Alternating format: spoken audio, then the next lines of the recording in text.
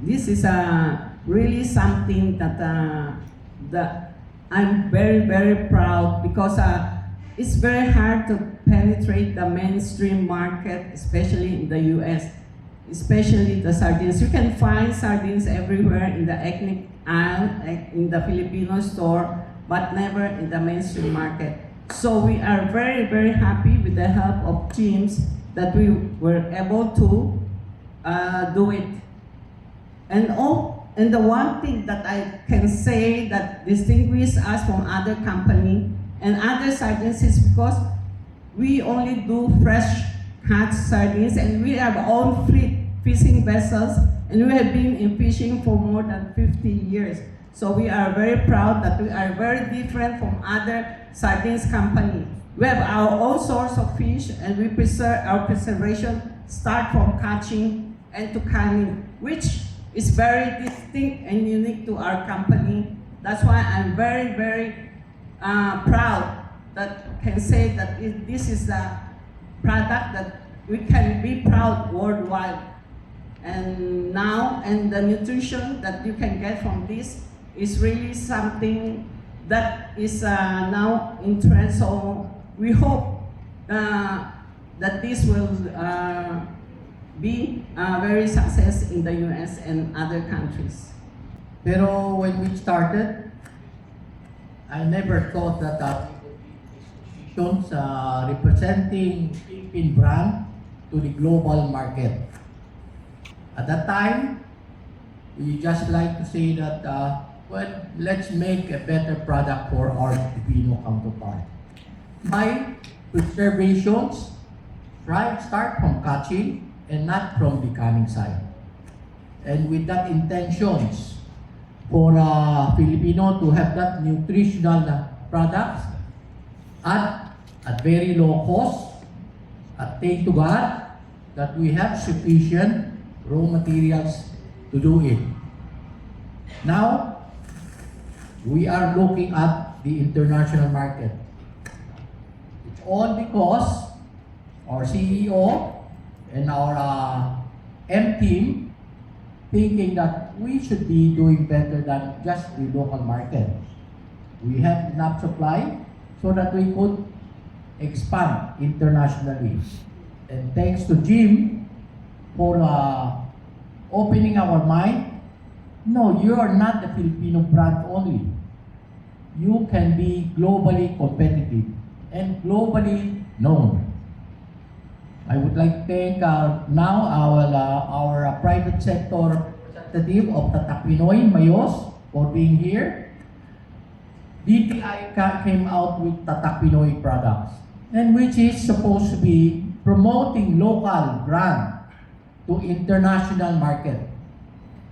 That is what is important because sayang ang brand natin na hindi natin masishare sa iba. And having the goodness of the sardines and being certified by the MWA, why are we the only one? Because the process that we have is from catching to canning. Ano ibig sabihin? We are actually a fishing company. No? We catch and better preserve and put it on can and distribute. While the others, if they are just buying from other fishermen, who cares about quality? Who cares about more ice? Who cares about adding salt back to the fish? Because they are just fishing. But for us, we have to come up with a very good product. Quality-wise, exceptional. And that's the start of from catching to canning. And we done a lot of innovations in our fishing side just to get that quality in place. And thank to God, we were able to get the certifications from WMA and which trust us to entering the US market. And of course, this will be affecting also our other export because the standard becomes higher. And this is not just ordinary food. it is very nutritional and it's for health benefit.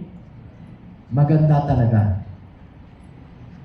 Of course, with my behalf here, contributing to the history of Mega, of course, the direction is also expanding worldwide.